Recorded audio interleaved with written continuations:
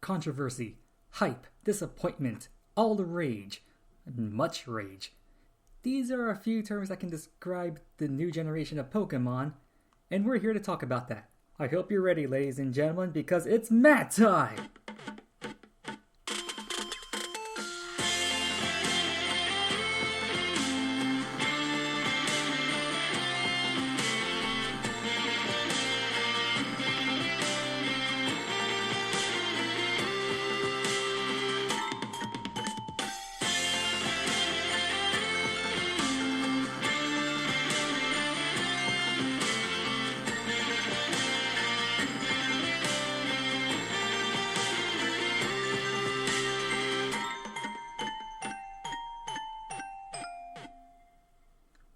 Welcome back to the second episode of the Pokemon podcast of the Generation Millennium. I am your host, Jeff Romanus, and as my little intro said, these games had high expectations. We are talking about Pokemon Sword and Pokemon Shield, the first set of Pokemon games to be released on the Nintendo Switch for the 8th generation of Pokemon.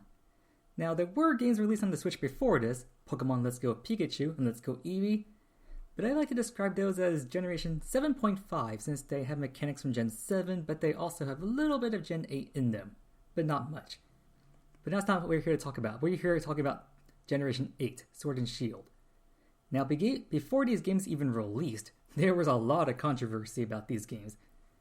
While they came out in November 15th, 2019, in December of 2019, there was a Pokemon presentation conference released. And in that conference, it was released that these games would not allow the whole National Dex to become available. And for those of you who may not be aware, the National Dex is the entirety of the Pokemon franchise, all Pokemon released up to that point. Like say in Generation 3, the National Dex total would be up to 386 Pokemon, or if you're playing in Generation 7, that would be up to, 810 Pokemon? Generation 6 had 721, Generation 2, 251, and as up to the base version of Generation 8, that list will go up to 890 Pokemon. However, all those Pokemon will not be allowed to be transferred into Generation 8, which had a lot of fans angered at that fact. Although, while I was sort of in that camp, I'm also more neutral in that fact because you have to look at it this perspective. Every single time a new Pokemon game comes out on a new console, those Pokemon, we are stuck with those until we gain whatever access we have to getting the old generation Pokemon into the new games. In this case, in that same presents, it was announced that a new app would be released on the Nintendo Switch as well onto mobile devices called Pokemon Home. And using Pokemon Home, you could transfer Pokemon from the Gen 7 games application, Pokemon Bank, up to the Nintendo Switch's Pokemon Home. But in addition, you can also transfer Pokemon using Pokemon Home between Pokemon Sword and Shield, as well as the Let's Go games, and also, eventually, Pokemon Go. Because it was advertised that Pokemon Home would be the location where you can transfer Pokemon from all over the Pokemon franchise into one location. So, with the inability to transfer a majority of the franchise upward into Sword and Shield, this made many fans not happy. But like I said, with a new game, new console, new games, you're usually going to be stuck with those Pokemon for a couple months anyway, so it wasn't that big of a deal to me because while the entire franchise would not be available, it wasn't the first time this happened because it also happened back in Gen 7 until Pokemon Bank got its update to allow the transferability, which usually takes a couple of months for it to happen. But even without the whole Living Dex disaster going on, which people have eventually called Dexit, there were other reasons why people were not happy with Sword and Shield. Because what you have to realize is that the graphics, upon first release, people were not impressed with them. Although me being visually impaired, I really don't care much about if the graphics are awesome or not. I mean, it's nice to look at, but that's not the main selling point that I'm looking at. Because at this point in the franchise, there's really only 3 things people care about, which is why Pokemon is as crazy as it is. And those 3 aspects are the collecting, trading, and battling aspects of Pokemon. Which, if you saw the 2016 Pokemon Direct, in which announced Pokemon Sun and Moon, they pretty much showcased those 3 aspects very well. But in terms of the graphics, yeah, that's another thing. Because originally, before Sword and Shield was going to be released on the Switch, apparently Game Freak they were hesitant about releasing another game because Sword and Shield was originally going to be made as another 3DS title. But when the Switch came out, they decided to test the waters and use Let's Go Pikachu, Let's Go Eevee to see if the market would actually buy these games and how well they would do on the Switch. But Game Freak were fools. Why would they use an excuse like that? Because it's Pokemon. We're going to spend our money on it anyway, regardless of what console it's on. Which is the reason why Sword and Shield's graphics are not as on par as they probably could have been because they were originally made for the 3DS. But another major disappointment was just the in-battle animations. Another reason why the whole National Dex was not brought in is because they said they would cut out a large portion of the Dex in order to allow for greater animations to be played during battle and whatnot. But those promises weren't exactly kept up, especially when the motion for a move like Double Kick, which is simply the Pokemon just jumping up and an attack animation shows. No running up to the Pokemon and actually doing a double kick animation, just hopping in place. So animations like that are a reason why many fans were not pleased and or disappointed. Which is kind of strange considering we're now in 8th generation and yet a game released back in Gen 4 called Battle Revolution had much better graphics. So the Switch being a hybrid console of being a handheld and home console, you would think with a game like Battle Revolution being a home console game on the Wii, you think Game Freak would be able to keep up with those, but apparently they had the priorities elsewhere. But what can you do? Like I said, I'm not really care for much for the graphics, but it is a bit disappointing to not see some craziness going on. So moving on to the story-wise in Sword and Shield, this is another controversy comes in because Sword and Shield probably has like the blandest story of the entire franchise because while the setup for the game is generic, you're a new rival in the region, you meet your friendly rival, you get your starter Pokemon. In this case, you get the Grass-type Grookey, Fire-type Scorbunny, or the Water-type Sobble, in which in this case, all 3 starters are very valuable starters. There doesn't really matter which one you choose because they're all gonna evolve into great starters. But here's something interesting that goes on. No matter what starter you choose, your friendly rival is going to choose the starter that's weak to yours, which is pretty generic for a friendly rival these past couple of generations. However, as it turns out, your friendly rival, whose name is Hop by the way, his older brother, Leon, is actually the Galar champion, and he takes the one remaining starter that's left, the one that has a type advantage against yours. And he actually will use that against you at the end of the game, so you gotta prepare for that, which is a pretty interesting twist on the formula, which is something I actually enjoyed. But in terms of the actual setup, the main draw for Sword and Shield was the Gym Challenge, which essentially takes inspiration from football stadiums, and when I say football, I mean soccer if you're American, because Sword and Shield was actually based upon Great Britain, the United Kingdom, for its lore. So you'll probably see things like the televisions being called tellies, or friends being referred to as mates. You'll see a lot of those kind of localizations in the game, which is pretty cool, because I'm a good fan of Harry Potter, and I got kind of used to seeing that kind of language. So seeing it in Pokemon was just a nice little setting for the characters language-wise.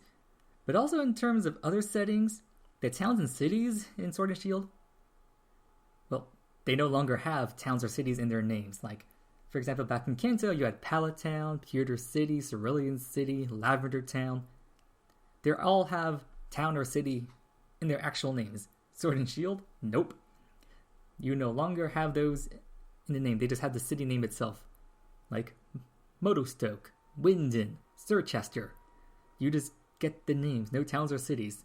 I found it to be a rather interesting change, so yeah. Although story-wise, like I said, just the gym challenge, it's just a big event going on. You go from one stadium to another. As per usual, you have little gym puzzles you have to solve before you actually enter the actual stadium to battle the gym leader. Although the fact that you now again have to walk into a stadium full with a full audience watching you, the fact that they made this into an actual event for the gym challenge is a pretty nice change, and one that's very well welcome, because gym badges, they weren't really made to be that important before. I mean, they were pretty much your checkpoints throughout most of the Pokemon franchise, but now they're real events, and your rivals actually participate with you. So the fact you actually get your rivals to participate and you see their progress alongside you is a nice change. I mean, you know they're going along with you, but now you actually get to see, well, not actually see, but you actually get a more feel that they're actually in these events with you. Although kind of previously before, you actually have more rivals in Sword and Shield. So the first one, there's Hop, your friendly rival. And then you have a neutral rival named Marnie. She's pretty easygoing personality-wise. But then you have the more snobbish, rude rival, whose name is Bede. So if you're familiar with like the rival Green from Kanto or rival Silver from Johto, he's kind of like them, but worse. Because Sword and Shield's story, as long as you know your type matchups, it's a pretty easy game overall.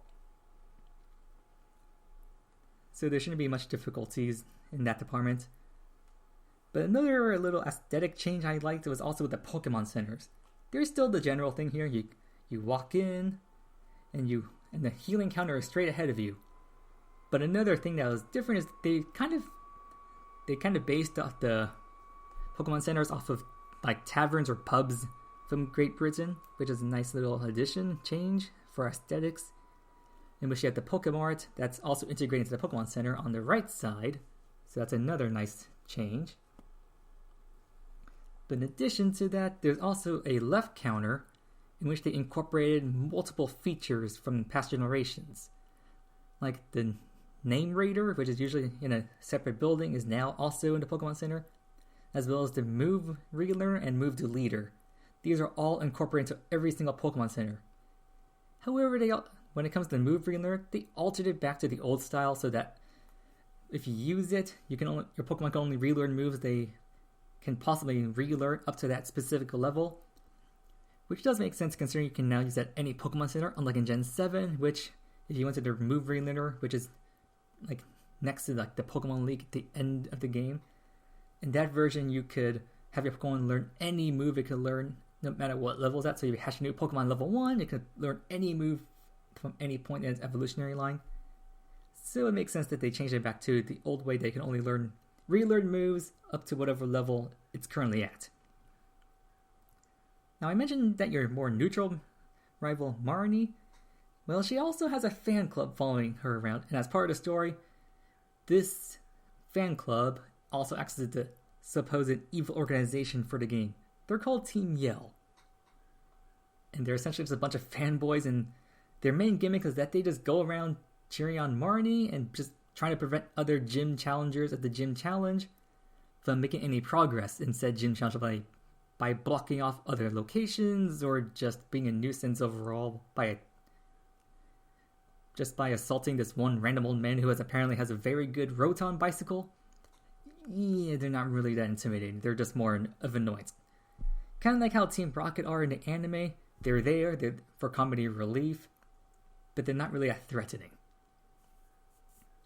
However, the main draw of the Pokemon Sword and Shield games was the wild area. Now this was what made many fans excited for Generation 8, because this big open area is in full 3D graphics like the rest of the game. However, you can now control the camera and you have free roaming movement, in which it can be compared to how Breath of the Wild is for Legend of Zelda, but it was a Pokemon twist. But the fact you now can actually move the camera around full 360 was still something that many Pokemon fans pretty much wanted. Me, I was not that much of a fan of it, especially since, being visually impaired, I get lost very easily in these kind of locations. Which is why, when the game released on November 14th, yes I know before I said it released November 15th, but if you bought the digital version like I did, then you got it a little bit earlier. In my case, I live in the Pacific time zone. So I got it at 9 a.m. 9 p.m.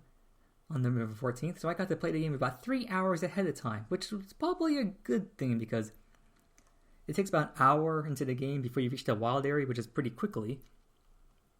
But once you get there, if you're like me and you have a bad sense of direction, especially in a new game you know nothing about, if you skipped all the spoilers, you're probably going to get lost in the wild area. And let me tell you, this area is big. The wild area is split into many different sub-biome locations, which apparently have changing weather patterns on a daily basis. So that makes it even more confusing, especially when you walk from one area called the Rolling Fields, which had like just regular sunlight or just nighttime light, because when I started playing it. And then you walk into another area and all of a sudden it's raining. Then you walk into another area and all of a sudden there's a sandstorm going on. That can get pretty disorienting pretty quickly. But the different weather patterns are actually essential because each biome has a different set of Pokemon that also can change depending on the weather. So for example, if it's hailing, you may come across more ice-type Pokemon. If it's raining, you may come across more water-type Pokemon. If there's a thunderstorm going on, which counts as electric terrain active on the field, that means that you may encounter more electric-type Pokemon, and so on. So you can imagine with all the different biome locations, in which there are a ton, because the wild area is actually split into a north and southern area. And you start out in the southern area with the Rolling Fields, Dapple Grove, Watchtower Ruins, East Lake Axwell, West Lake Axwell, North Lake Mylock, and South Lake Mylock, and the Giant Seat. These different sublocations take up the southern portion of the wild area, and then as you move on north to the North Lake Mylock area, there's a bridge here in which there's a guy who will warn you that when you cross it, you'll go into the stronger area of the wild area, because the wild area actually has a lot of roaming Pokemon. This is a new feature to Generation 8, that Pokemon in the roaming on the overworld. And while there are random encounters in the grass, these are seen by exclamation point in the grass, which you can still avoid. So the so-called random encounters that you're used to from old games are now pretty much scrapped. Until Brilliant Diamond Shining Pearl get released a couple months from now. But in Sword and Shield, random encounters are essentially a thing of the past, and you can pretty much just see the Pokemon you want to encounter in the overworld.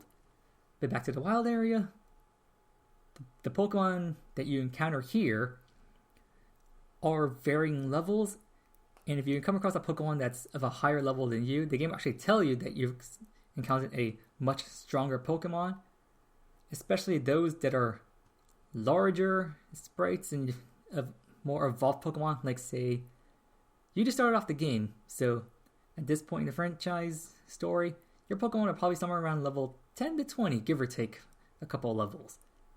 But then you see a Mudstail wandering around. You will want to avoid that Mudstail because it's probably going to be somewhere around level 30 or 40. And you cannot take that on at that point. But that's one of the cooler things about the wild area, is that you can come across strong-looking Pokemon, and if you can defeat them, you'll get experience points. However, you cannot catch these Pokemon at this point. Any Pokemon you encounter that says much stronger, you cannot catch, because there's a level cap on Pokemon you can catch depending on how many badges you have. So at the beginning of the game, when you first get to the wild area, you have 0 badges, meaning the level cap for you is level 20. Any Pokemon above level 20, you cannot catch. And they just go up by increments of 5. So you have 1 badge, you can catch a Pokemon up to level 25, 2 badges, Pokemon up to level 30, 3 badges, 35, 4, and so on. Up until you finally get 8 badges, you can catch Pokemon up to level 60, and once you become the Galar champion, you can catch Pokemon of any level. That may not seem that relevant, considering the max level for Pokemon in the wild area is level 60, but it actually has relevance later on. But even with these different sublocations going on, biomes, and I guess I should just list off the northern section of the wild area while I'm at it. We have the Motostoke Riverbank, we have the Bridgefield, Stony Wilderness, Giant's Cap, Dusty Bowl, Giant's Mirror, Hammerlock Hills, and the Lake of Outrage. Oh yeah, and the Axios Eye, which is pretty much just a small island in the middle of the East Lake, West Lake, Axwell area. But one of the main attractions of the wild area, besides all these different Pokemon and sub-locations, are the little stone dens you can find scattered all over the wild area. These are known as max raid dens. And this is where the main draw battle mechanic of Pokemon Sword and Shield comes into play, Dynamaxing. So for those of you who are familiar with Mega Evolution from Gen 6 or Z-Moves from Gen 7, Dynamax takes those two mechanics and squishes them into one. With Dynamaxing, your Pokemon grow enormously large, and if their Dynamax level is maxed out to 10, their HP will be doubled, and their attacks will be altered into what's known as max moves. And with these new max moves, they can, depending on the base power of the move that they're based on, your Pokemon can now unleash very powerful attacks onto your opponents. And using these powerful attacks, they also have a variety of effects, like say, Max Flare can cause sunlight to arrive on the battlefield, Max Geyser can cause rain, Max Hailstorm can cause hail, or if you use other moves, Max Ooze will boost your special attack, Max Steel Spike can raise your defense, and so on. They just have a variety of different moves that can affect the battle. But while your Pokemon can Dynamax, the Pokemon you find in these maxed raid ends, they are all Dynamaxed. And they come in different ranks, or stars. You have the 1-star, 2-star, 3-star, 4-star, and 5-star raids, and with each increasing raid, of course, the max raid Pokemon that you battle against will get more powerful. And then you can, once you defeat these Dynamax Pokemon, you can catch them. And the reason why these are rather beneficial to catch these Dynamax Pokemon with the max raid ends, because they are, depending on what star rating they have, they are guaranteed to have a certain number of IVs, and sometimes even have their hidden abilities, which is how you usually get hidden abilities in Sword and Shield. So that's just a nice thing to have. But another feature to Sword and Shield that is also unique to Dynamaxing is an alternate version of Dynamaxing called Gigantamaxing. Similar to how a lot of Pokemon have specialized, well, like Mega Evolution, like Charizard, for example, had 2 Mega Evolutions. Excuse me there. Some Pokemon have special versions of themselves called Gigantamaxing, which gives them access to a special Dynamax move called G-Max moves, which, similar to the Dynamax max attacks, G-Max moves have different variety of effects, which, while some of them are unique, some of them are a bit iffy, so there's not that big of a difference there. However, another feature to draw in for the max raid battles is when you defeat them, you earn a set amount of prizes, such as Experience Candy, Dynamax Candy, which is used to boost your Pokemon's Dynamax level. You can earn berries, items you can sell for money, and the biggest draw are the technical records. And while I'm on that subject, TMs make a return. Although when I first played Sword and Shield, I saw that some of the TMs I was picking up, like Charm, Swift, Payback. What's of these moves that you would not really use that often? Like, I was thinking that a lot of TMs I was getting were trash. I was like, what's going on? Why am I picking up these moves? And where's Thunderbolt? Where's Ice Beam? Where's Flamethrower? Why am I not picking up the standard moves you would find for TMs? And then I noticed in my bag, when I was in the wild area, I was defeating all these Dynamax raids. I was picking up these TR items, and I was like, what are these? Essentially, TRs are just TMs. They're just going back to the old version of what TMs used to be in Gen 4 and early on. So TMs are still what they've always been since Gen 5. Just use them to teach any move to your Pokemon with unlimited use. Technical records, TRs, however, they go back to the old style that you can only use each one once and then they break. So they're now consumable usable items. So TMs essentially these are where all the TRs are now, just where all the powerful standard moves you would find in Pokemon are. So you have TRs for Thunderbolt, Surf, Ice Beam, Blizzard, Earthquake, all those powerful moves. You can now find them all from the max raid battles, or you can also get them from the Watt traders that are standing around the wild area. Because each time you interact with the max raid den, you'll pick up a certain number of watts, which are essentially another in-game currency for the wild area. And you can go to these Watt traders. You can purchase TRs from them, but also, depending on which one you go to, and just like how the weather patterns change on a daily basis, the inventory also changes daily, and you can also buy special Pokeballs from these Watt traders, like Dive Balls, Dusk Balls, Repeat Balls, Quick Balls. And since you can buy them with Watts, if you have a lot of Watts, you can buy them here, and which might be cheaper to save you money in the game. But you can also purchase Wishing Pieces, which are items used in the wild area to summon your own maxed raid dens if you don't want to wait for the game to just randomly generate them on your own. But one other thing in the wild area, and also the rest of the game, are the berry trees you can find. Unlike in previous games, where you just find a berry tree, you shake it, berries fall down daily, and then you can plant them somewhere to grow more berries, Sword and Shield doesn't have that feature, which is another disappointment, because only way you can get more berries is to find the berry tree, you shake it, and the berries fall down. However, this is a bit of a mini game, because each time you shake the tree, you get to hear how much the tree itself is shaking.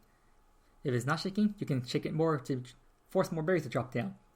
If it's slightly shaking, that's just a slight warning that you can still shake the tree for more berries, but you gotta be careful, because once the tree starts shaking violently, it means if you shake it anymore, there's a chance a wild Pokemon will drop down and will force you into a battle. And once you finish that battle, apparently a bunch of wild Pokemon will have swarmed the tree and eaten a bunch of the berries that had fallen down while you were preoccupied. And thus you'll lose a lot of the berries that you attempted to gain. So you gotta be careful to make sure Pokemon do not fall down from the tree. And another thing you can find in the wild area is a pair of people in the Bridgefield section of the wild area, which is around, I would say, the middle of the wild area, like between the north and southern sections. You can find these guys called the Digging Duo Brothers. By paying them watts, they will dig up items for you. There's one brother who will dig up a lot of common items for you. And then there's another brother, he will dig up rare items for you, but his endurance really sucks. So you may pay him 500 watts, and then he digs up just a rare bone, and then he gets tired. But the selection of items he can give you are also different, like rare items like evolutionary stones, or maybe items you can sell, maybe a wishing piece or a bottle cap. It's just very, very random. So if you want to use the Digging Duo, you will need a lot, and I mean a lot of watts. However, in that said area of the wild area, Bridgefield, there's one additional thing that's in there.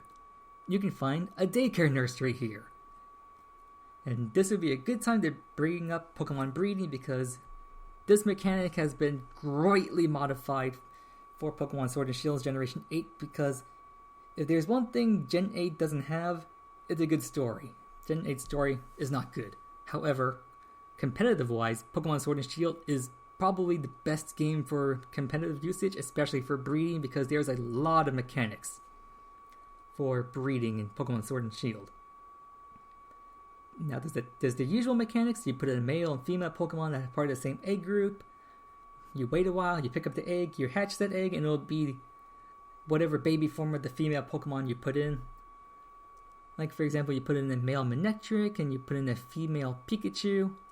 You will hatch a baby Pichu from that egg, since they're both in the field egg group.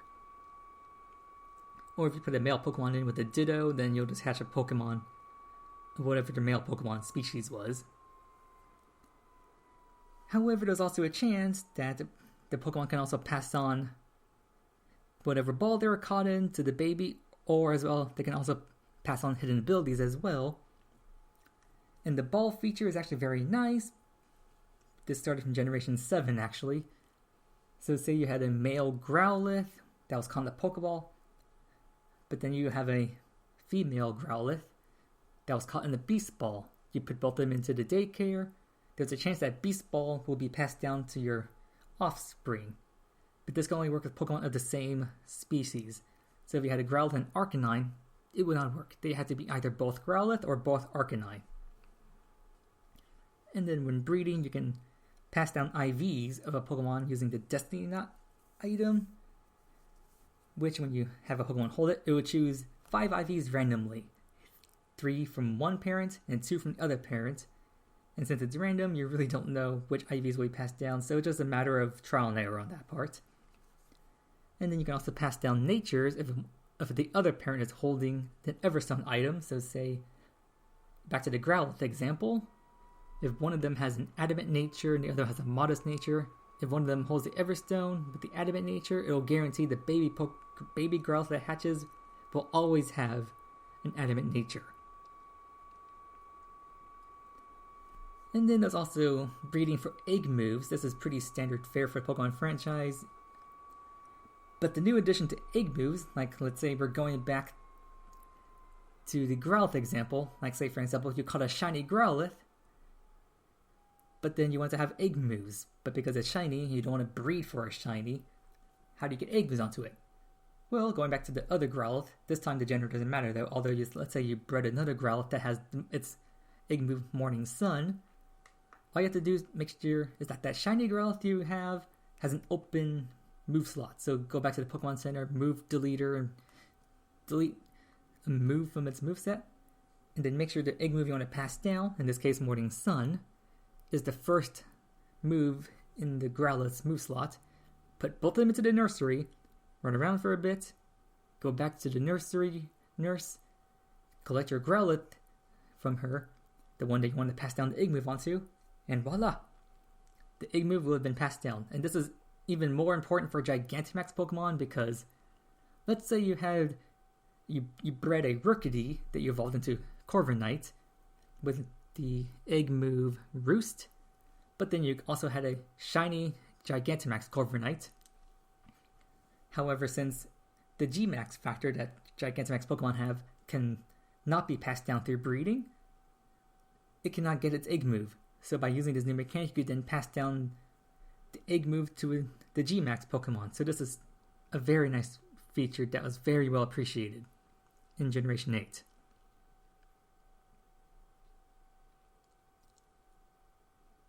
And that takes care of it for breeding, I guess, except for the fact that if you want to hatch eggs faster, the out-of-battle effect for Flame Body and Magma Armor still applies. But one more ability was added to that list, Steam Engine. Also can work for cutting down the steps you need for hatching Pokemon from eggs. And the other thing is for that the Rotom Bike item you can get after you get your first badge from the Turtfield Gym. I mentioned that an old man was getting harassed by Team Male. Well, he has a Rotom Bike and he will give it to you. And with said Rotom Bike, you can then return to the wild area.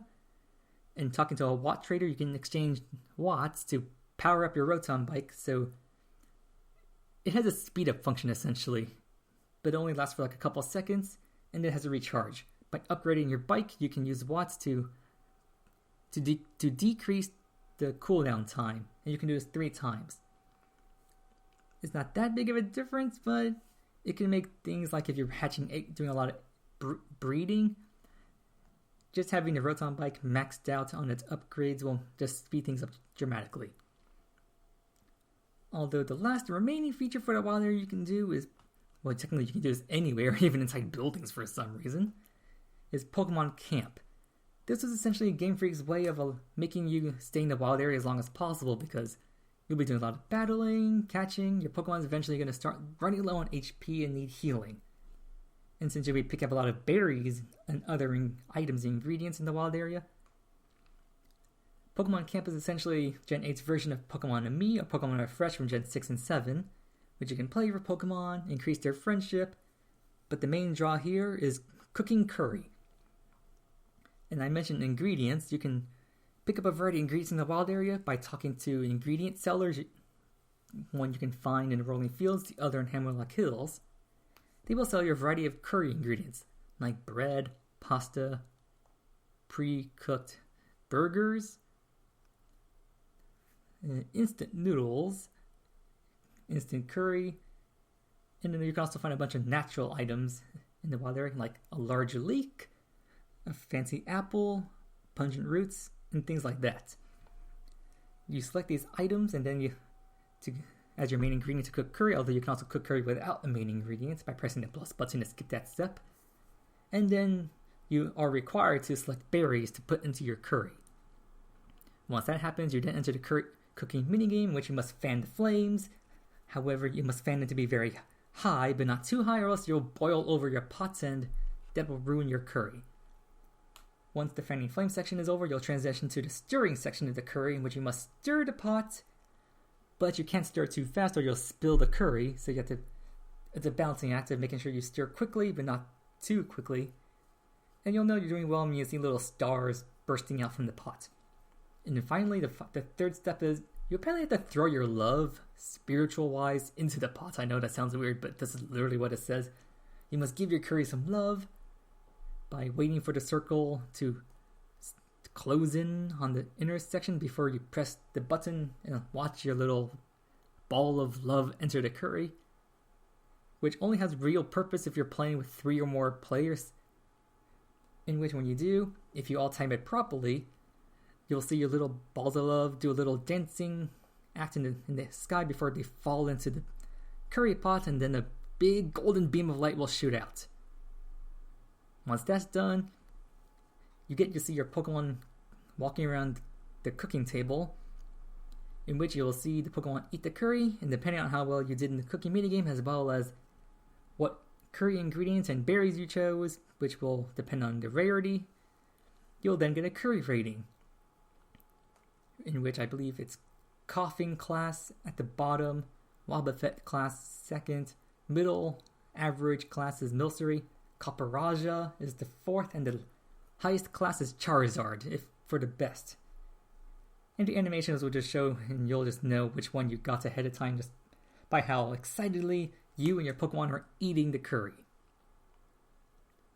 And then, if it's a new curry, it'll get added to the curry dex. And yes, there is a curry dex. There are 151 different kinds of curry you can make. So, if you're a completionist, good luck on that. On completing it, because that'll take a while. The cooking minigame maybe takes about 2 minutes tops each round. So, 151 curries times 2 minutes will equal roughly 304 minutes. So it'll take you roughly 5 hours if you have all the ingredients to complete your curry dex. So that's not exactly the best way to spend 5 hours, but that's just something that can be done. But actually, before you enter the wild area, you get another key item called the Y-Com. This is essentially how Sword and Shield connect to other games online or just do locally. Because the Y-Com is essentially how you connect to other players for trades and battles. Although, if I had to give any complaints, the main thing about battles is Game Freak cut down the battle time to only being 20 minutes. Which is very short for single battles, especially if you're doing 6-on-6 single battles. I have had a battle with a friend last like almost 40 minutes once, and it wasn't because we were stalling per se. We were just doing a lot of switching in and out of our Pokemon, and also taking our time to think about our strategies and whatnot. So that's the reason why the battle took a while. In Sword and Shield, we cannot do that anymore. Although that 20-minute timer, if you're doing like an online battle, like in a competition, it's not the worst in the world, although it's pretty rare for battles, especially for online VGC battles, to last 20 minutes. That's very rare. But it's still something to note. And then there's the Pokédex itself. I mentioned earlier that a lot of the Pokemon were cut from the national dex. Like, as of the base game of Sword and Shield released, there's 890 Pokemon. Only 400 of those are in Sword and Shield, and as per usual, as a main selling point, there are version exclusives. So for Pokemon Sword, you have Farfetch'd, Seedot, Mawile, Solrock, Darumaka, Scraggy, Gothita, Rufflet, Dino, Swirlix, Passimian, Turtonator, Jangmo-O, Stonejourner, and Zacian. And then for Shield version exclusives, we have Ponyta, Corsola, Larvitar, Lotad, Sableye, Lunatone, Krogunk, Solosis, Volibee, Goomy, Spritzy, Oranguru, Drampa, Ice-Cube, and Zamazenta. So yeah, the version exclusives are there, but not much. And by the time Pokemon Home came out, people were just using that to get the version exclusives because then you don't have to actually connect to people online. I mean, the main drawback of this Pokemon on the Switch is the fact in order to go online, you need Nintendo Switch Online, which is now a paid service. So for kids who still have parents, they're willing to pay the $200 for a Switch and the $60 to buy the game, but to pay even more money just to connect online, yeah, not much of a selling point. To each their own, I guess. But another change in Pokemon Sword and Shield were the attacks. Like, a lot of attacks were removed from the game for one reason or another, like Hidden Power, Return, and Frustration are moves that are dependent on the Pokemon's IVs or their friendship stats. But apparently Game Freak, maybe they got lazy, or because of time restraints on the game, probably a combination of both, those three moves were removed. But a bunch of other moves, they were also removed for some reason, like Barrage, Double Slap, Clamp, Ice Ball. These were multi-hit attacks, which I don't know why they were removed, but they were. Even more strangely were some moves that were removed were like Flash, Feint Attack, Foresight, Grass Whistle, Natural Gift. I think another one was Sky Uppercut. These ones just make very little. I don't understand why they were removed. Again, maybe just time restraints or laziness, who knows. Although, as per usual, as in the new generation of Pokemon comes in, Pokemon get new signature attacks.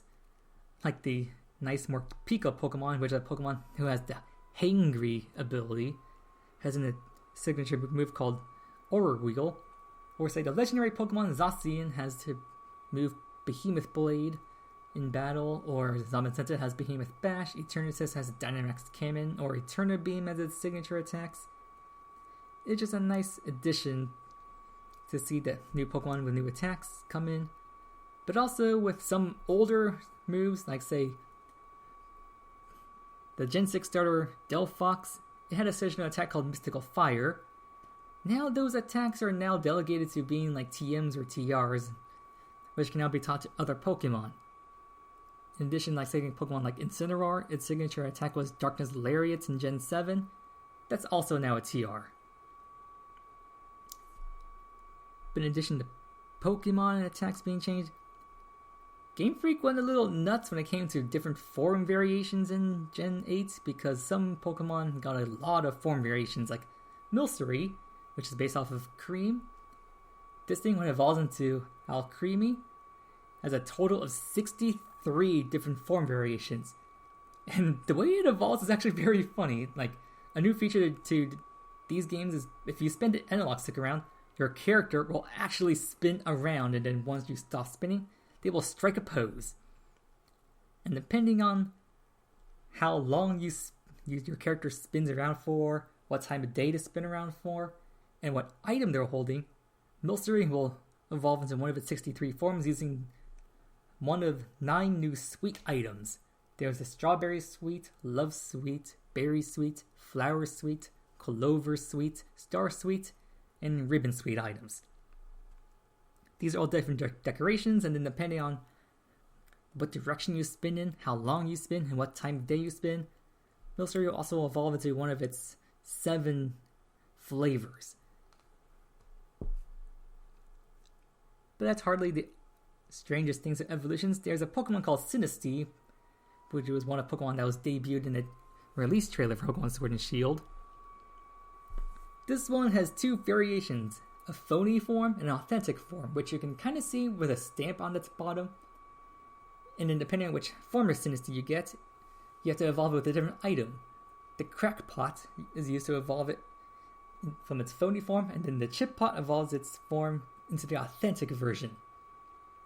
And yes, both of these forms can be shiny, and if you breed Sinistea, it will always hatch into its phony form. Authentic can only be found in the wild or in max raid dens. So, yeah, especially when the authentic form only has a 1% chance of appearing. Need I say more about how troublesome this guy is? And then there's the Pokemon Indeedee, whose stats differ depending on what gender it is. And then the Pokemon Toxtricity, this one has a high key or low key form depending on what nature it has when it evolves from the Pokemon Toxel. And its moveset also differs between the two versions, but it also has the ability Punk Rock, which boosts its sound type moves, which is a pretty nice addition considering how this Pokemon is kind of centered around like a guitar sort of theme. So that's kind of nice. But in addition to new changes, if you thought form variations, attack differences were nuts, Sword and Shield introduced something new in terms of its, regional forms. This started in Generation 7, like say an Alolan Rattata, an Alolan Vulpix, Alolan Sandshrew, Alolan Diglett, Pokemon that pretty much adapted to their new environment in the region and thus changed their form, changed their ability, movesets, the whole shebang. Galar has something similar. Like say it has a Galarian Zigzagoon, Galarian Linoon evolution of that, Galarian Farfetch'd, Galarian Corsola, Galarian Meowth. Yes, a Galarian Meowth, which is the Pokemon that has 3 variations, Kanto, Alola, and now Galar. 3 versions of that, different regional variations.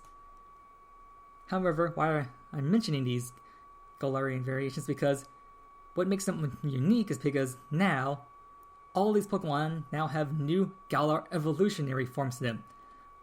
Like say Galarian Linoon, he evolves to Obstagoon. Galarian Farfetch'd, he can evolve into Surfetch'd. Galarian Corsola evolves into Cursola. And Galarian Meowth evolves into Berserker. These new evolutions allowed them to not only gain, they already have the new typings, but gain new abilities, stat boosts.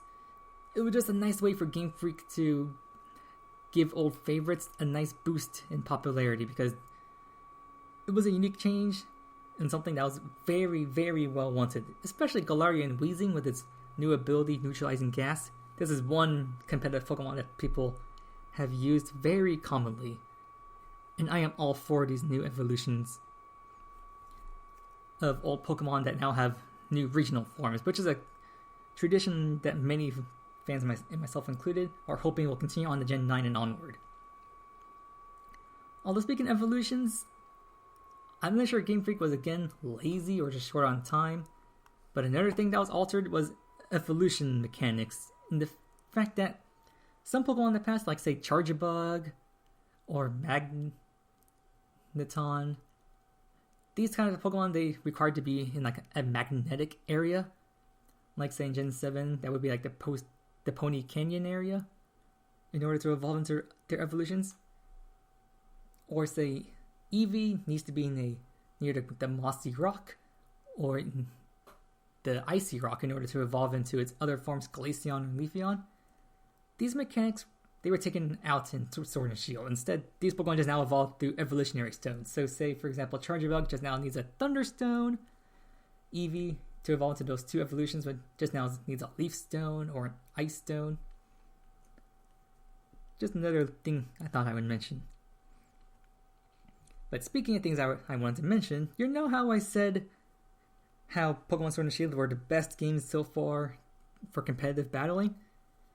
This was in turn because of 2 other changes that were made. Those being nature mint items.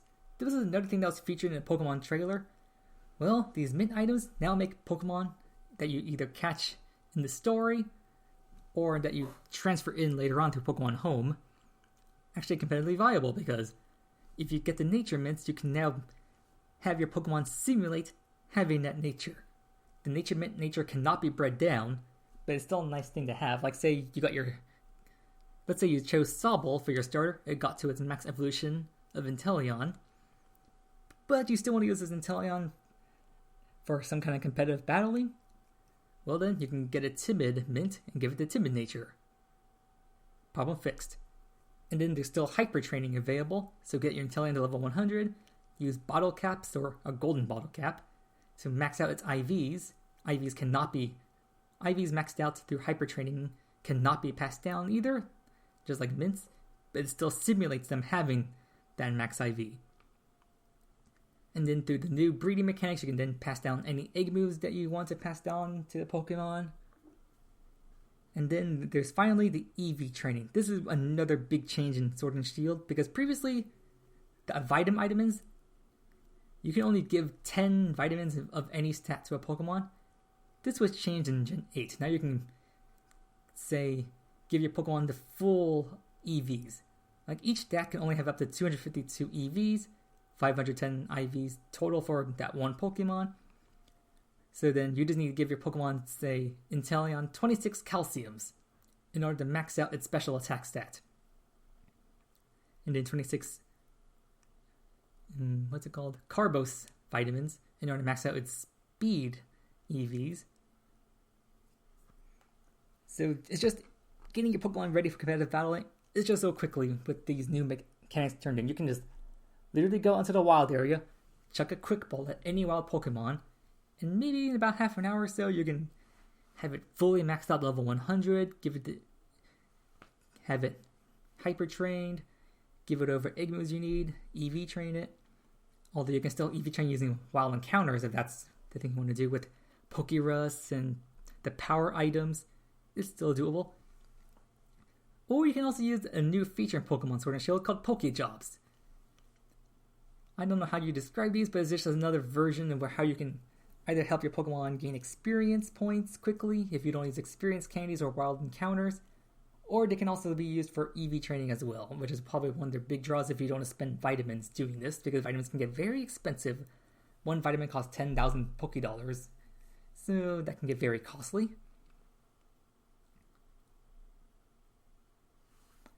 So yeah, that's pretty much all the big in-game mechanics for Sword and Shield. So you go through the very unimpressive storyline, you become champion. So, what's there to do in the post-game? If you're talking about just the base game of Sword and Shield, not very much. There's an additional storyline with 2 new characters called Swordward and Shieldbert. Very original names, I know. But essentially, this will just lead you to the side quest of eventually allowing you to catch the box art legendary of the game, Zacian for Sword, or Zamazenta in Shield, because surprisingly throughout the main story, you do battle a legendary, but it's not the box arts. You catch the third version legendary, Eternatus. So what else is there in the post game? Well, there's the battle tower you can go to, which is a place you can go to where you can find a gift Pokemon type Null, because this Pokemon from Gen 7 is apparently part of the Gallery deck, so the only way you can get one is from the post game in Sword and Shield. And then you evolve it through High Friendship into its evolution of Silvally to complete your decks. The Battle Tower is also where you go to Hyper Train. You can also buy a few more TMs here for a lot of money. But of course the main draw is the Battle Tower battling itself, in which Leon, once you defeat him, you become champion. Leon comes to the Battle Tower to essentially promote Pokemon battling throughout the entire Galar region. And then you can battle Leon here, and once you defeat him for the first time in the Battle Tower, this is how you get the IV Judge function for your PC. So for those of you who do a lot of breeding and whatnot, this is where you can get the IV Judge, if that's what you want. But the funny thing about the Battle Tower itself is that you can actually bring legendaries in here, unlike past battle facilities like the Battle Tree in Gen 7. You cannot bring legendaries like, say, Lunala or Solgaleo, or Eternatus can now be brought into the Battle Tower along with Zacian, Zamazenta, and any legendaries you can transfer in from Pokemon Home. And you still gain BP from this, and then the Battle Tower is also where you can buy Nature Mints, as well as all the other battle items you need. So, what else is there? Once you complete your Galar Dex, you can then head to Sirchester, enter the hotel, and then you can find the Game Freak director, who will then give you the Shiny Charm for completing your Galar Dex, which will increase your odds of finding shiny Pokemon. He also gives you the Catch Charm, which increases the chance of you getting a critical throw, which will know you'll get a critical throw because when you throw a Pokeball at a wild Pokemon, you will hear a high-pitched whistle sound, which is a critical throw. The Pokeball will shake violently in the air before landing on the ground. It will shake once, and then if you're lucky, the critical catcher will actually catch the Pokemon. It's not always guaranteed, but it just increases the possibility of catching a Pokemon. But once you're in the post-game, you can also find Morimoto in one of the hotel rooms in that same building. You can defeat him in a double battle, and then he will give you the Oval Charm, which increases the odds of you getting eggs from the daycare, which once again is perfect for breeding. And then, per usual in the post-game, you can also just try getting a bunch of ribbons on your Pokemon, although surprisingly Sword and Shield has very, very small selection of ribbons you can obtain. You can revisit the Winden Stadium, which is where the final battle with Leon takes place. You can have a 3-round tournament, win that, and then all Pokemon in your party will gain the Galar Champion ribbon. If you manage to get to the Battle Tower's maximum level, defeat Leon there, you'll then get the Battle Tower ribbon. If you max out the EVs on your Pokemon, you can go to Hammerlock and you'll be given the Effort ribbon from people in the house. And in that same house, you'll find another person. If you max out the Happiness on your Pokemon, they'll give you the Best Friends ribbon. And that's about it in terms of ribbons in Sword and Shield. You can get one more ribbon, although this requires you to go online. If you can mix it into the max rating of battle competitions or just rating battles in general, there's the Pokeball, Great Ball, Ultra Ball, and Master Ball tier. If you can get the Master tier and win, any Pokemon that's in your battle party will then get the Master Rank ribbon. And the last addition to Sword and Shield was a nice little feature called Marks. These are essentially like ribbons, except they come in much greater diversity, in which when you look at them, they'll essentially just give your Pokemon a name tag. Oh, that's a nice addition that's also given to your Pokemon. Like if you go into the ribbons page of your Pokemon summary, you click on a ribbon, you can select a ribbon and attach it to your Pokemon like a souvenir of kind. When you throw your Pokemon into battle, it'll give them a nice little tag. Like say your starter Inteleon, you gave it the Galar Champion ribbon. It'll say, "Go Inteleon, the Galar Champion." It's just a nice little aesthetic added. Marks work in the same way. However, marks they're kind of like shiny Pokemon. They have a very, very rare chance of appearing on a Pokemon, and they can only be obtained from wild Pokemon. So Pokemon you get from breeding or from max rate battles, they will never have a mark. So this is exclusive to Pokemon you catch in the wild area or just in any other routes. So keep that in mind. And one other feature was also something called Brilliant Auras. This is just a way to increase the chance of you finding a wild Pokemon with high IVs and possibly Igmoos. If you defeat a certain Pokemon a lot in the wild, like say on Route 1, you defeat a bunch of Wooloo, there's a chance that you'll see a Wooloo with a colored aura around it. If you catch or defeat this, you'll earn some Watts from doing so, but if you catch it, you'll find that this Brilliant Aura Wooloo has higher IVs, as well as possibly some Igmoos on it. So if you're just trying to find a bunch of Brilliant Aura Pokemon with max IVs to just make breeding faster, or maybe just save yourself the trouble of having to use more bottle cap items, which you can now buy in the Battle Tower as well, that's just another thing that you can do. It's just a nice extra addition added in. However, just like the past couple generations, money is a very finite resource in Pokemon games. So then, how do you grind for money? Well, there's a nice little glitch you can use with luxury balls. Because for some reason, in Gen 8, luxury balls now cost 3,000 Pokédollars to buy each. However, if you save up a bunch of Watts in the wild area, You can buy luxury balls for 100 watts each in the wild area, and then you can sell them at the Pokemarts to earn a lot of profit. Or you can also just go back to the Wyndham Stadium, battle the 3-round tournament, use a Gigantamax Meowth, and earn money that way.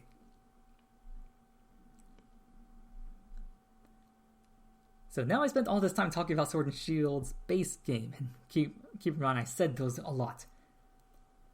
And essentially most people who bought the game when it released on November 15th, 2019, they were pretty much done with the game, or they pretty much did everything they thought they could do by the time the end of December or early January came around, so they were already losing interest in the game. However, Game Freak had a surprise for us, because in January, a Pokemon Direct was released, in which the Pokemon Sword and Pokemon Shield expansion passes were announced.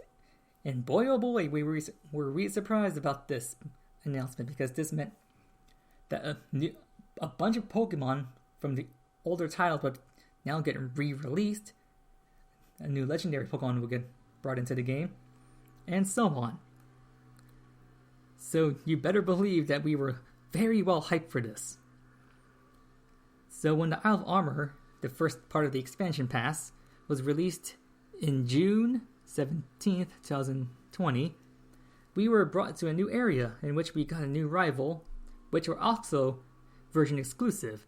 You get Clara for Pokemon Sword and Avery for Pokemon Shield, and these two either use poison or psychic types, and they're actually aspiring gym leaders. So apparently people training the Isle of Armor to become future gym leaders for Galar, which is a nice little addition to the story, backlore, which we did not get much of in the main story. But the Isle of Armor also has other side quests. One that is introduced here early on is the fact there are 150 Alolan Diglets scattered all over the Isle of Armor, because apparently this guy, he came from Alola, he loved the 3 heads on the Galarian Diglett, so he brought 151 back with him. You find one as part of the story, and then it's your job to find the 150. And as you find more of them, you can tell the guy that you found them, and then he'll just give you a Alolan Pokemon as gifts as thanks for your hard work. It's a nice way to give people who don't have access to the Gen 7 games old Pokemon, but it's just not worth it. Only reason why you do this if you're 100% completionist, and even though I'm a completionist myself, I'd rather go through the second parts of the DLC 10 times over rather than finding all 150 Diglett, because that is annoying, because they are hidden in the ground and the only way you can know they're there is their little 3 hairs sticking out. And remember, I'm visually impaired, so that is a nightmare. But one of the biggest draws to Sword and Shield is that the Galarian Slowpoke that was released, and like a nice addition that was made when this was announced back in January 2020, they added a little update to the game, which was when you went to the Westchester train station, you would get to meet your version exclusive rival for the first time, but also you get to catch a Galarian Slowpoke for free. It was shiny locked, but then you could breed one for a shiny after that. However, this Galarian Slowpoke, it does not evolve until you find a certain item in the Isle of Armor in the second part of the DLC. In the Isle of Armor's case, you need to collect 15 Galarica twig items and then find an NPC who would then use those 10 twigs to turn them into a Galarica cuff item. You give this cuff to Galarian Slowpoke, and then it will evolve into Galarian Slowbro. And this Galarian Slowbro has its own special, unique ability and attack. Its ability was Quick Draw, and its ability called Side Shell Arm, which actually does damage depending on the opposing Pokemon has a lower physical or special defense stat, and it checks beforehand. So that was a nice change. It's not a competitive Pokemon, but it's still a nice one to use in a casual playthrough. And just like before, the Isle of Armor also has a couple of version exclusives, but not many. Sword has Pinsir and Clauncher, and Shield has Heracross and Scrub. So, not much. But the main draw to the Isle of Armor is the Master Dojo. This is essentially the one and only building on the Isle of Armor. But here's essentially the main hub, and kind of like the wild area, the Master Dojo is essentially the one like home main location that you would stay in order to do a bunch of stuff. Because once again, if you save up watts, you can do a bunch of things in the Master Dojo, like healing up your team, using a PC to switch out your team if you want, or do the random lottery change your league card. Oh yeah, league cards. Don't think I mentioned that. League cards are essentially just a version of the Trainer Passport from Gen 7, or just the trainer cards from past games. But these are based on like sports cards, and these are very customizable, because while you can change your character's clothes and accessories and whatnot for whatever they're wearing as your character's avatar, you can show these off on your league card, because you can customize these, like the backgrounds, the frames, any special effects. Even near the beginning of the game, you can actually choose like a jersey number, because like whenever you go into the gym challenge stadiums, the challenge gym leaders, for some reason you have to change into a jersey uniform. And beforehand you get to choose a special number to put in your jersey uniform.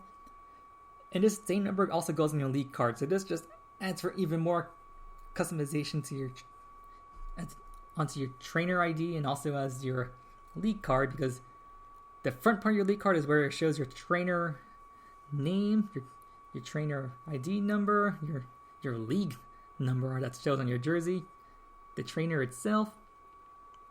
And then on the back it shows like what starter you chose, when you started your adventure, the 6 Pokemon that you're in your party when you made your league card, the number of curry you've cooked, the number of shiny Pokemon you've encountered, the number of Pokemon you caught.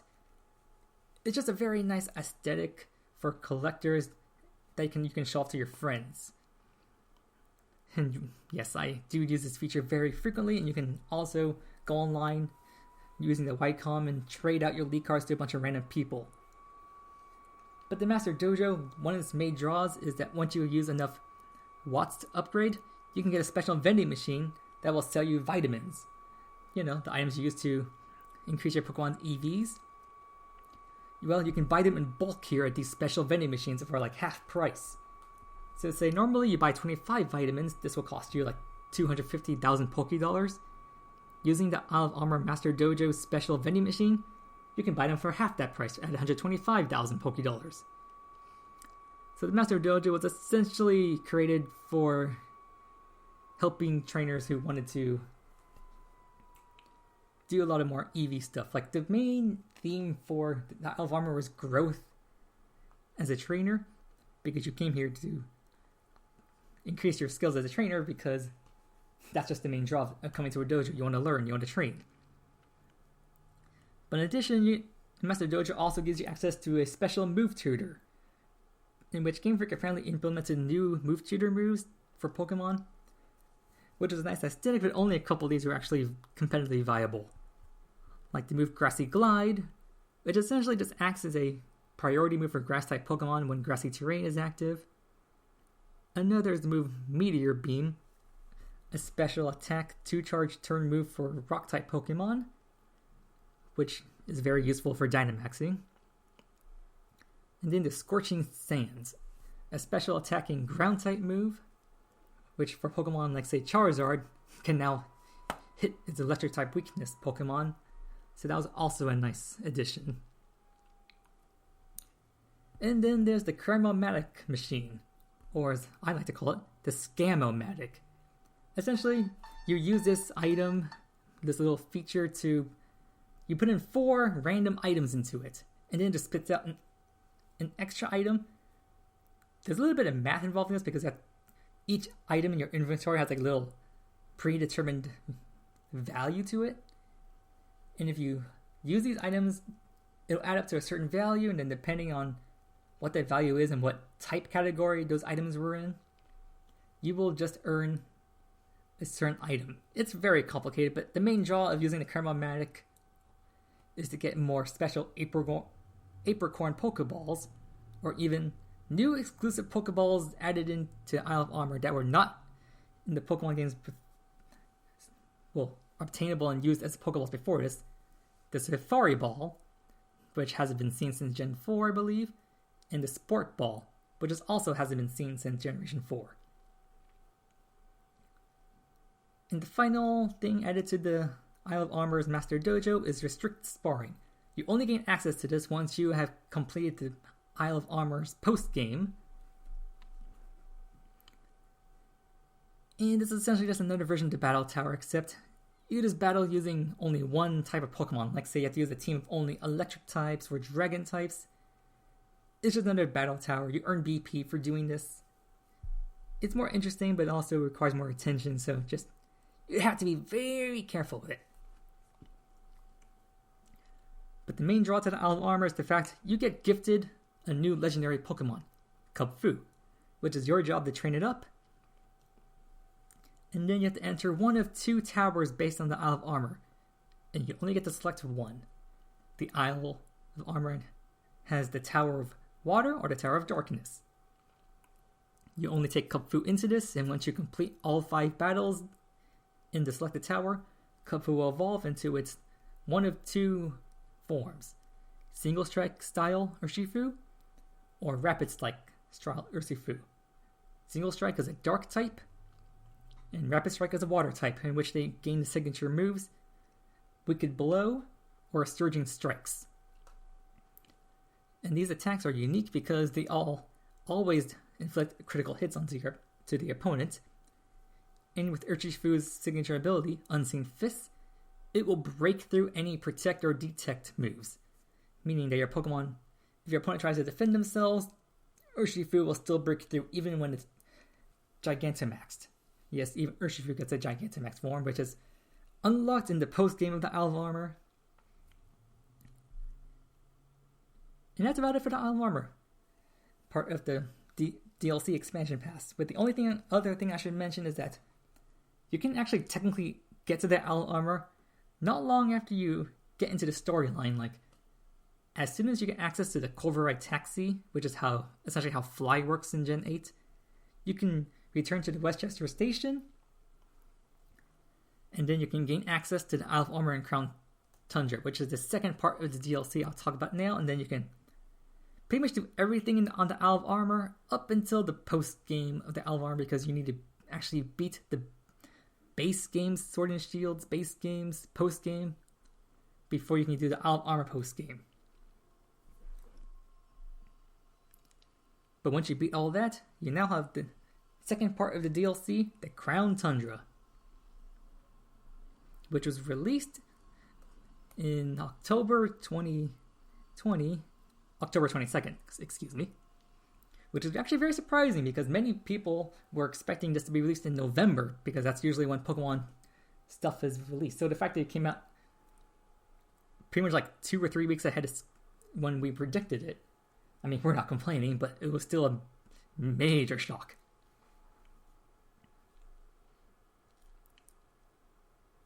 Although before we discuss that, I forgot 2 additional items. During the time of the Isle of Armor, I think it was around July or August of 2020, we actually got Sword and Shield's first mythical Pokemon, Zarude. Of course, it was Japan exclusive for a while, but we still got it. And the prize for completing the Isle of Armor Pokédex, and yes, the Isle of Armor gets its own separate Pokédex from the main Galar region. For completing this, you get the key item, the Mark Charm, which will increase the chance of you finding marks on wild Pokemon. So for if you want that little extra aesthetic, there you go. But now we will officially get to the Crown Tundra, and just like the Isle of Armor, this too has its own separate Pokédex. But don't get too excited for completing this Pokédex, because all you get for this one are 50 rare candies and 3 golden bottle caps, so not that exciting. Although for completing all 3 Pokédexes, you actually do get a little sticker added to your league card. It'll look like a little crown. So having all 3 on your training card, I get that's a nice additional prize, but it's not that big of a prize. I mean, you get like a certificate that shows your trainer name that you can take a picture of on your Switch. But it's not that big of an aesthetic. But in terms of Pokemon you can find in the Crown Tundra, the Sword exclusives are Ammonite and Bagon, and the Shield exclusives are Kabuto and Gibble. And you also get introduced to some new characters. But the main draw to the Crown Tundra are Dynamax Adventures. This is where you enter a cave and then you enter like Dynamax battles against 3 random wild Pokemon. You get to select the path you get to choose on. You get to see the types of the Pokemon that you'll be encountering and then a little silhouette of the Pokemon. But the main draw is at the back of the Dynamax Adventure. If you can get past the 3 basic Pokemon, you'll then get to battle against a legendary. And the nice addition to this is that any Pokemon you face in the Dynamax Adventures, they will have a 100% capture rate, so you can use literally any Pokemon you want on them. And they also all have a chance to be shiny, including the legendaries you encounter. And the chances are also boosted as well. If you don't have the shiny charm, it's a 1 in 300 chance. If you do have the shiny charm, the chance of coming across a shiny is 1 in 100, so roughly a 1% chance. Or if you catch all 4 Pokemon from the Dynamax Adventure, I guess technically that's a 25% chance, but really just a 1% chance of finding a shiny, so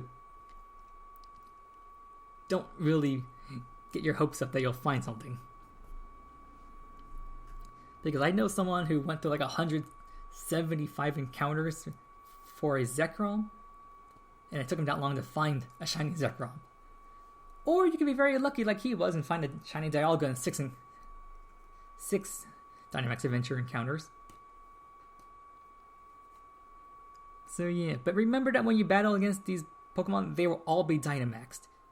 And while you and your party, which can either consist of 3 NPCs or 3 people you connect to online, all of you can Dynamax at one point or another, but all Pokemon used in Dynamax Adventures, these are rental Pokemon. You don't get to use your own Pokemon, which adds to the challenge.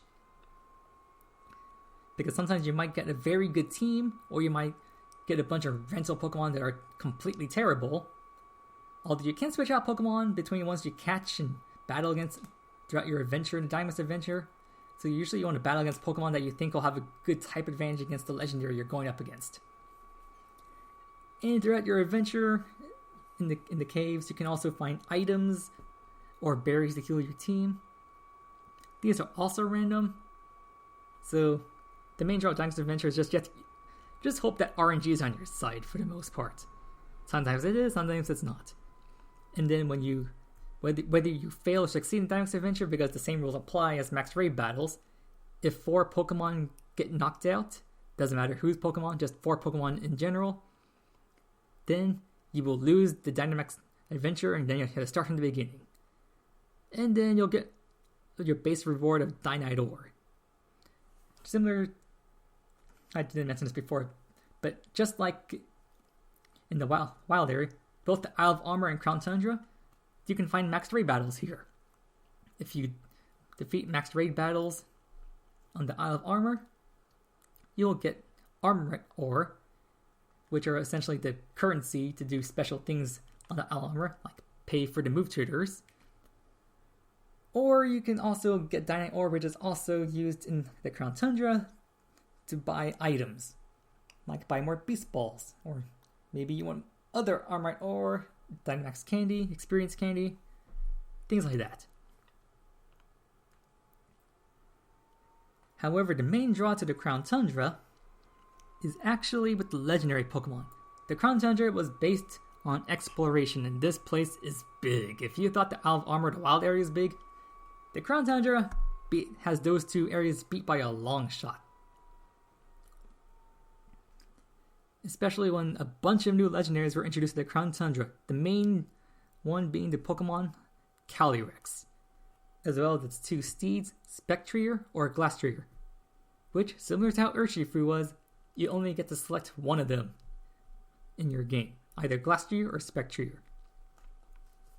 So technically you can play on another profile on your Switch to get the other one, or you can just play, if you have both Sword and Shield, you can just choose one in Sword and the other one in Shield. It's a bit annoying for people who don't have access to everything on a single save file, but it's just how things were set up. And the other legendaries you can also encounter are Galarian variations of the Kanto bird. So there's a Galarian Articuno, Zapdos, and Moltres with different types and abilities, and even new signature moves. So those are very nice to track down. Although, when I first heard about them, because I when I first got to the Crown Tundra, I am not very good with my vision because at that time I was playing on my Switch Lite, so a much smaller screen. And then with the weather effects going on like hail, I could not see what I was going. So it took me a while to find where the Dynamax Adventure Den was. And then but I was on a Discord call at the time with some friends of mine on Twitch. And apparently he learned about not he. There's a group of us at the time. Apparently the Galar birds, they're not stationary legendaries. If you did not like the roaming mechanics from past games, well, unfortunately the Galar birds are now roamers, and you have to chase them down. Articuno will be flying around the Crown Tundra. Zapdos will be running around the main wild area. And Moltres will be flying around the Isle of Armor, and you have to chase these three down. Which is not fun, let me tell you. There are easier ways to encounter them, but you still have to chase them down. And then there are the Regis. Yep, the Regis return. Regirock, Registeel, and Regice. You have to find their 3 temples scattered around the Crown Tundra.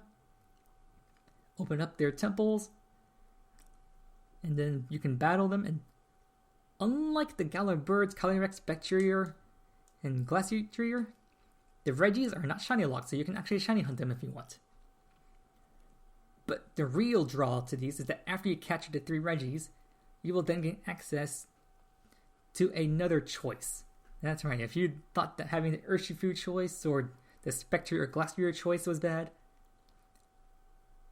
you get to go to the Split Decision Ruins, and as the name suggests, you have to choose between one of 2 new Regis that you can capture.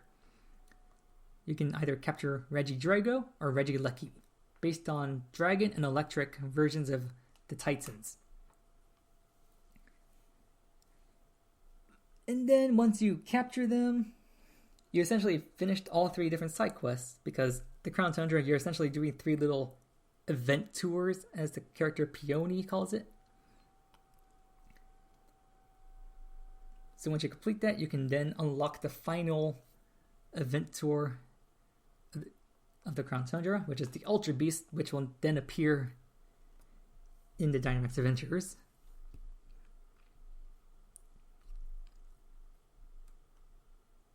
So then, what next after that? Well, you first have your 3 Regis, and then the version exclusive one that you caught.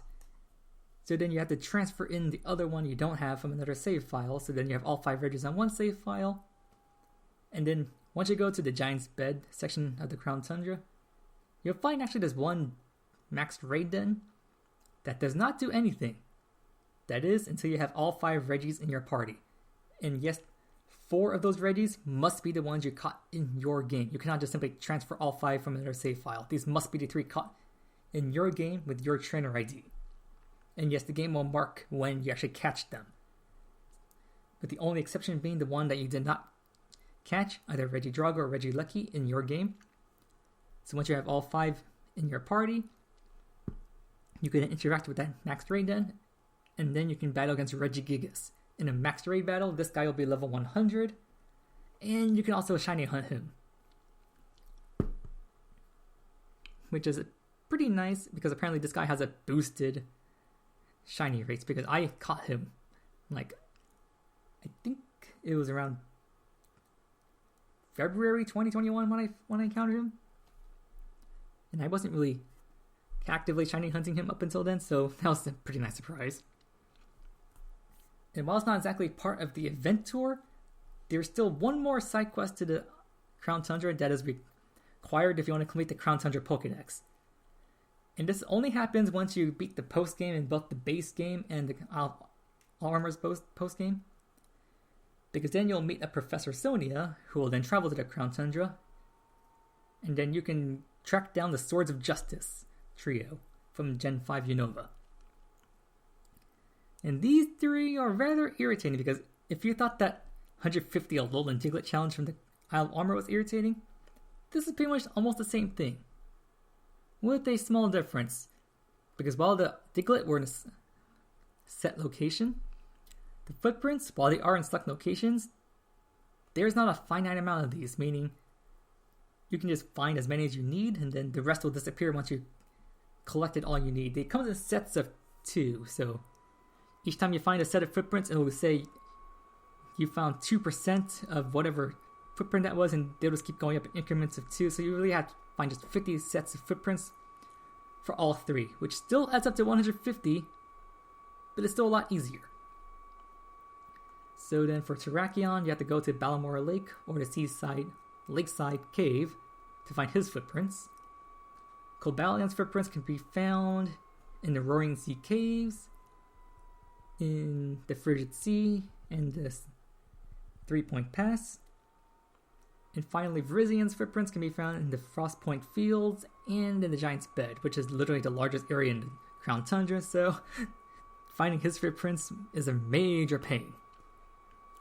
But once you do track down all 3 of the Swords of Justice and capture them, you report back to Sonia, and then you can actually return to Balmore Lake, and then you can actually battle and capture Keldeo, the mythical Pokemon from Gen 5. He cannot be shiny hunted, unlike the Swords of Justice, who can be shiny hunted, but still, the fact you can capture Keldeo is still a nice addition to have in the game. Especially since you can technically mark hunt him as well.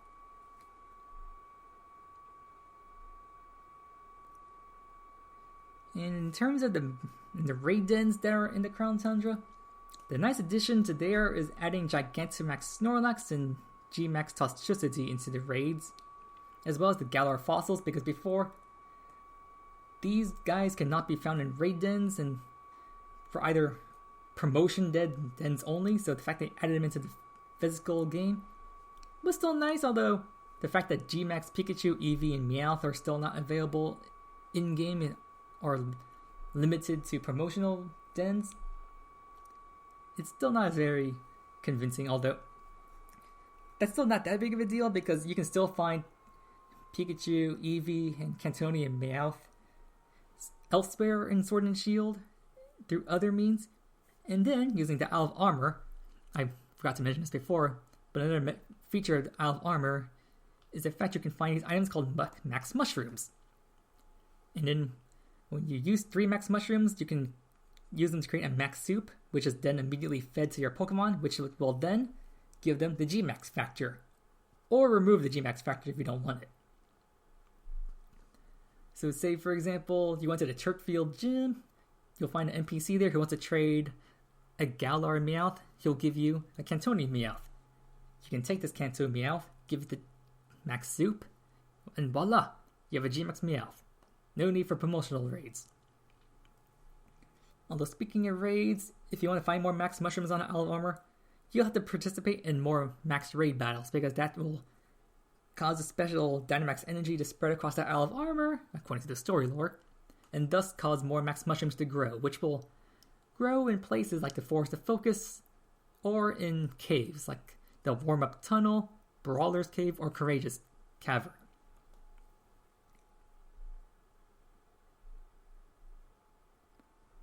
And, well, that's just about it for my experiences with Sword and Shield. I am currently doing a lot of things in Sword and Shield. Like, I am currently in the middle of going through a challenge. I have one file of Pokemon Sword, which only has 1 badge, which means the level cap of Pokemon I catch is only up to level 25. But that does not include Pokemon in Max Raid battles. I can still battle Pokemon in Max Raid battles, catch them, and their levels will be preset down to level 25, meaning I could catch a Pokemon that's say Dragapult, which usually evolves to its former Dragapult at level 60, but since I caught it like this, it'll be moved down level 25, so it makes it more exclusive. And I'm catching all Pokemon like this in Beast Balls and Shiny. So that's one particular little extra thing I'm doing. And I'm offering up these Pokemon for anyone who's interested on my Discord server, as well as my Patreon, in which anyone who joins my Discord server will gain access to my giveaway channel. And when you contact me, you can request any Pokemon that are on the list there, and I can give them to you. And depending on how many of my social medias, Discord, YouTube, Patreon, Twitch, that you subscribe or follow, you will then be allowed to request more daily trades from me. So it's just a nice bonus. And then anyone who signs up for Patreon, you will also gain access to the Generation Millennium special home account, in which I will be depositing a large number of legendary Pokemon, such as Shiny Mew, Shiny Mewtwo, Shiny Articuno, Zapdos, Moltres, Kanto versions. And I'm currently mark hunting the Galar birds. They cannot be shiny hunted, but they can be mark hunted, which is what I'm doing right now. So I will be depositing all these Pokemon into my home account. And then, every 24 hours, you can withdraw up to 10 of these Pokemon, just for the small fee of becoming a Patreon. So that's one bonus you can look forward to.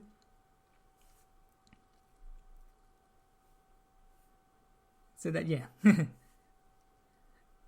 Was Sword and Shield worth the price?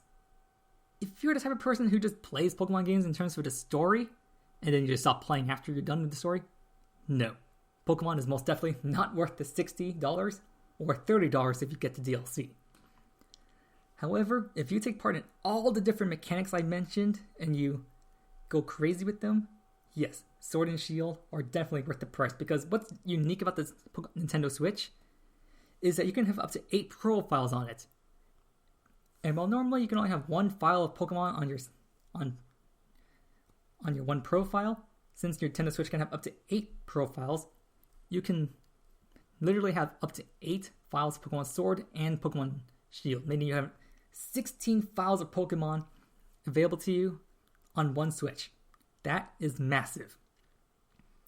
And it's because of that, it's why I'm able to do so many things on one Switch. But another reason why many people are still coming back to play Sword and Shield is because of the promotional raids, as well as Dynamax Adventures. A lot of people are streaming Dynamax Adventures on Twitch, but another reason why we still come back to Sword and Shield is because of the promotion raids. I mentioned things like Gmax, Pikachu, Eevee, Meowth, but they've also done other kinds of promotional events, like one based on the curry ratings for cooking curry, or one based on, like, they call it the Meowth Festival, in which you could find Galar, Alolan, and Kanto Meowth, as well as Gmax Meowth in the promotional raid dens. There was one promotion den in which they allowed you to catch diversion exclusives that were not in your game. So say you were playing Pokemon Sword, your promotional den would have version exclusives like Galarian Ponyta, Galarian Corsola, or vice versa. In Pokemon Shield, you could find Galarian Farfetch'd or Galarian Darumaka. And in other promotional raids, they just did something funny, like say in New Year of 2020, for the first 3 days of New Year, you could find, there's a chance of finding shiny Magikarps. For 2020 Halloween, you can find a bunch of ghost-type Pokemon. It's these little special events that keep drawing people back to Sword and Shield. And why they still play them, especially when you can use these raid dens to find shiny Pokemon, which are massively popular and are also the reason why people host streams on Twitch to allow people access to these shiny raid dens.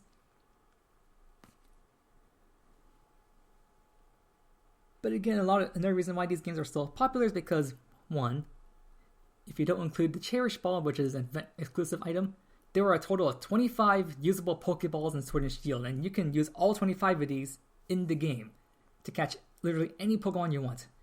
So Sword and Shield has the largest amount of customization for Pokemon. 25 Pokeballs to catch the Pokemon with, 50-50 chance of being either male or female Pokemon. You can change the ability of a Pokemon. If the ability is not what you want, you can use the ability capsule to swap to the other normal ability.